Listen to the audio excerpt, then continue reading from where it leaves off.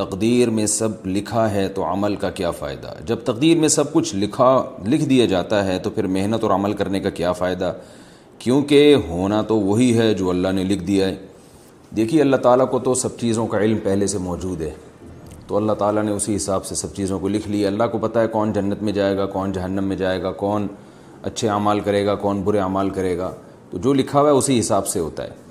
تو اللہ کے علم میں پہلے سے یہ بات موجود ہے، اللہ کا علم کامل ہے، اور جو کچھ اللہ نے اس علم کے حساب سے لکھ دیا وہ اسی طرح سے ہوتا چلا جا رہا ہے۔ باقی یہ رہا یہ مسئلہ کہ پہلے سے لکھا ہوا ہے تو جنت میں کیوں جائے گا، جہنم میں کیوں جائے گا انسان، اس کے دو جواب ہیں، ایک الزامی جواب اور ایک تحقیقی جواب۔ الزامی کہتے ہیں کہ کوئی شخص کسی بات کو نہ مان رہا ہو تو اس کو کہنا کہ بھئی یہ دلیل آپ یہاں نہیں مانتے تو وہاں تو مان رہے ہیں آپ۔ تو بات یہ ہے کہ کھانا پینا بھی تو تقدیر میں لکھا ہوا ہے، پیسے کمانا بھی تو تقدیر میں لکھا ہوا ہے، تو پھر کوشش کیوں کرتے ہیں، کھانا پینے کی دسترخوان کیوں لگاتے ہیں؟ تقدیر میں ہوگا تو نوالا اٹھ کے منہ میں خود بخود چلا جائے گا، وہاں کیوں نہیں سوچتے؟ یہ الزامی جواب ہے۔ تو جیسے وہاں نہیں سوچتے، آپ کو عمل میں بھی خود عمل کرنا پڑے گا، ایس تقدیر پہ بھروسہ کر کے آپ کو بیٹھنے کی اجازت نہیں ہے۔ اب ظاہر ہے وہاں کھانے پینے میں اور اپنے دنیا کے معاملات میں آپ تقدیر پہ بھروسہ اس لیے نہیں کرتے کہ آپ کو پہلے سے پتہ نہیں ہے کہ کیا لکھا ہے، آپ کو پہلے سے معلوم نہیں ہوتا کہ آپ کی تقدیر میں رات کا کھانا لکھا ہے کہ نہیں لکھا، تو آپ کھاتے ہیں اور کھانے کے بعد پتہ چلتا ہے کہ لکھا ہوا تھا تبھی کھایا ہے آپ نے۔ تو یہ آزمائش ہے کہ ہمیں پہلے سے تقدیر کا علم نہیں ہے۔ اگر کسی کو پہلے سے تقدیر کا علم ہو اور اسے معلوم ہے کہ تقدیر میں زنا لکھا ہوا ہے اور وہ زنا کر لے، اور اللہ قیامت میں اس سے پوچھے کہ تم نے زنا کیوں کیا، وہ کہے گا کہ اللہ میری تقدیر میں تو پہلے سے لکھا ہوا تھا، میں نے تو دیکھ لیا تھا، مجھے تو پتہ چل گیا تھا، تو شاید اللہ اسے معاف کر دے کہ بھائی جب لکھا ہوا تھا تو نے تو کرنا ہی تھا۔ لیکن مسئلہ یہ ہے کہ اگر کوئی شخص زنا کرتا ہے، قیامت میں اللہ اسے سزا دے گا اور وہ یہ کہے کہ اللہ تقدیر میں تو زنا پہلے سے لکھا ہوا تھا تو مجھے سزا کیوں مل رہی ہے؟ تو اللہ کہیں گے تجھے کس نے بتایا تھا کہ زنا لکھا ہوا ہے؟ تو یہی آزمائش ہے، ہمیں پہلے سے پتہ نہیں ہے کہ کیا لکھا ہوا ہے، ہمیں تو کام کرنے کے بعد پتہ چلتا ہے، یہی آزمائش ہے۔ تبھی قرآن مجید میں اللہ تعالیٰ کے ارشاد ہے کہ جب نافرمان لوگ کہیں گے کہ اللہ تو نے تو پہلے سے یہ سب چیزیں تو پہلے سے طے شدہ تھیں کہ ہم نے کیا کرنا ہے، تو اللہ تعالیٰ فرمائیں گے قُلْ هَلْ عِنْدَكُم مِّنْ عِلْمٍ فَتُخْرِجُوهُ لَنَا، کیا تمہیں پہلے سے اس بات کا علم تھا؟ اگر تھا تو وہ لے کر آؤ ہمارے سامنے۔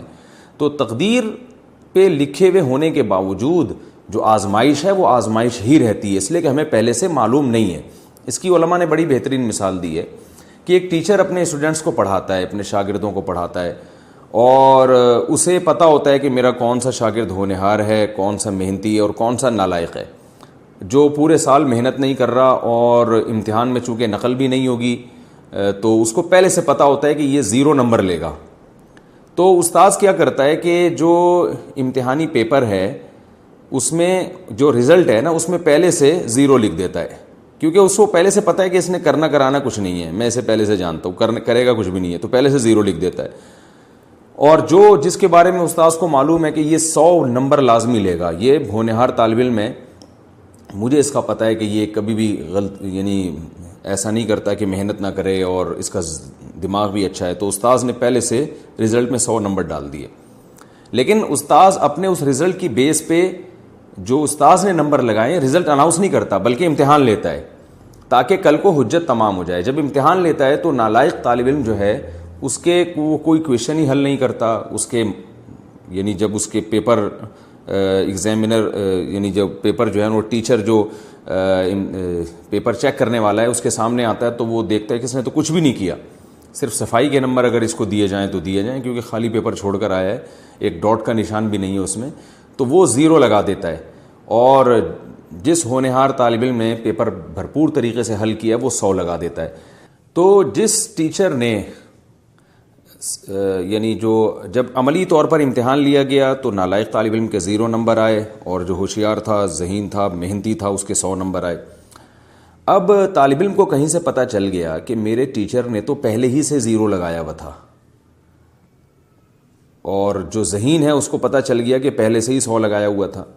تو اب نالائق طالب علم جس نے محنت نہیں کی، امتحان پاس نہیں کیا، کیا وہ اس بیس پہ اس رزلٹ کو مسترد کر سکتا ہے کہ جی آپ نے تو پہلے ہی 0 لگا دیا تھا؟ اگر وہ کیس کرے اور کہے کہ ٹیچر سے کہ آپ نے تو رزلٹ کے پیپر میں پہلے ہی 0 لگا دیا تھا، تو جو ٹیچر ہے نا وہ یہ کہے گا کہ تم یہ نہ دیکھو کہ میں نے لگایا تھا نہیں لگایا، تم یہ دیکھو میں نے صحیح لگایا تھا غلط لگایا تھا، مجھے چونکہ پتا تھا کہ تم نالائق ہو تو میں نے تمہیں آزمایا ہے اور تم اس امتحان میں ناکام ہوئے ہو. تو مجھے پہلے سے علم تھا کہ ناکام ہوئے ہو, لہٰذا میں نے پہلے ہی لگا دیا تھا کیونکہ میرا علم کامل ہے. تو انسان سے تو پھر بھی غلطی ہو سکتی ہے. وہ جس طالب علم کو 0 نمبر دینے چاہیے اس کو 50 دے سکتا ہے, 20 نمبر دے سکتا ہے, لیکن اللہ سے غلطی نہیں ہوتی. تو اللہ نے تعالیٰ نے چونکہ تقدیر کا علم مخفی رکھا ہے, لہذا ہماری اب آزمائش اس میں یہ ہے کہ ہمیں نہیں پتا کہ ہم جنت میں جائیں گے جہنم میں جائیں گے, ہمارے مقدر میں گناہ لکھا ہے نیکی لکھی ہے, ہمیں عمل کرنا ہے. حدیث میں آتا ہے اعملوا فکل میسر لما خلق لہ, جس نے جہاں جانا ہے وہ ویسے اعمال کرتا ہے. تو آپ اچھا عمل کر کے دیکھیں, اگر آپ اچھا عمل کریں گے, کوشش کریں گے, تو اللہ کا وعدہ ہے عمل کی توفیق ملے گی آپ کو. اور جب عمل کی توفیق ملے گی تو اللہ کا وعدہ ہے اچھا عمل اس کی علامت ہے کہ آپ کے مقدر میں جنت لکھی ہوئی ہے. اور آپ برائی کر کے دیکھیں, اگر آپ برائی کرنے کی کوشش کرتے ہیں تو آپ سے برائی ہوگی, اور جب برائی ہوگی آپ سے تو یہ اس کی علامت ہے کہ آپ کی قسمت میں برائی لکھی ہوئی تھی. اور پھر اس کی بیس پہ جب آپ جہنم میں جائیں گے, اللہ ہم سب کو پناہ میں رکھے, تو یہ اس کی علامت ہے آپ کے مقدر میں جہنم لکھی ہوئی تھی. لیکن یہ مقدر پہلے سے معلوم نہیں ہے, آپ کے کرنے کے بعد پتہ چلتا ہے. تو آپ کو اللہ نے اختیار دیا ہے کہ آپ نیکی کریں تو نیکی کرتے چلے جائیں گے, برائی کریں تو برائی کرتے چلے جائیں گے. جیسے دنیا میں اللہ نے رزق بھی مقدر میں لکھا ہوا ہے, تو ہم رزق کی تلاش پھر بھی کرتے ہیں کیونکہ ہمیں نہیں معلوم کہ ہمارے مقدر میں روزی ہے یا نہیں ہے. ہم اگر اعتماد کر کے بیٹھ جائیں ہم تو پھر تو یعنی بالکل ہی برباد ہو جائیں گے. ایک آدمی نہ کھانا کھاتا ہے, نہ پانی پیتا ہے, اور نہ وہ زندہ رہنے کے اسباب اختیار کرتا ہے, اور وہ یہ کہتا ہے کہ مجھے تو نہیں, یعنی اگر مقدر میں زندگی ہوگی تو بچ جاؤں گا. تو ظاہر ہے یہ نہیں بچے گا, بھوکا مرے گا, اور مرنے کے بعد پتہ چلے گا کہ اس نالائق کے مقدر میں موت لکھی ہوئی تھی. تو ہمیں مرنے سے پہلے پتہ نہیں ہے, لہذا ہم زندہ رہنے کی کوشش کرتے ہیں. بالکل اس کی مثال ایسے ہے جیسے ایک زید نے بکر کو قتل کیا. اب بکر کو قتل کیا, بکر کے وارث زید کے پاس آئے اور کہنے لگے کہ ہم آپ سے انتقام لیں گے. اب زید دلیل میں تقدیر کا حوالہ پیش کرتا ہے. زید دلیل میں یہ کہتا ہے کہ میں نے 20 سال کی عمر میں بکر کو قتل کیا. بکر کی عمر 20 سال تھی, تو تقدیر میں اس کی عمر 20 سال لکھی ہوئی تھی کہ نہیں لکھی ہوئی تھی؟ بکر کے جو وارثین ہیں, لواحقین ہیں, وہ کہیں گے یقیناً موت کا وقت تو مقدر ہے. تو زید کہے گا کہ جو وقت مقدر تھا اسی پہ مرا ہے نا وہ, تو میرا کیا قصور ہے اس میں؟ تو کیا بکر کے لواحقین زید کو اس بیس پہ چھوڑ دیں گے؟ یقیناً نہیں چھوڑیں گے, اور دنیا میں کوئی بھی نہیں چھوڑتا. تو جیسے وہ نہیں چھوڑتے, اللہ بھی نہیں چھوڑے گا, قتل کی سزا دے گا. وجہ اس کی ہے کہ بکر کے وارثین زید کو یہ کہیں گے کہ اس نے 20 سال میں, اس کی عمر تو 20 سال ہی تھی, لیکن تجھے کس نے بتایا تھا کہ اس نے 20 سال میں مر جانا ہے؟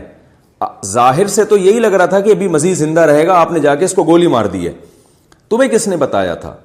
تو تم نے تو اپنے حساب سے اس کو وقت سے پہلے مارا ہے. وہ تو اللہ کے علم میں یہ بات تھی نا, تمہارے علم میں تھوڑی تھی.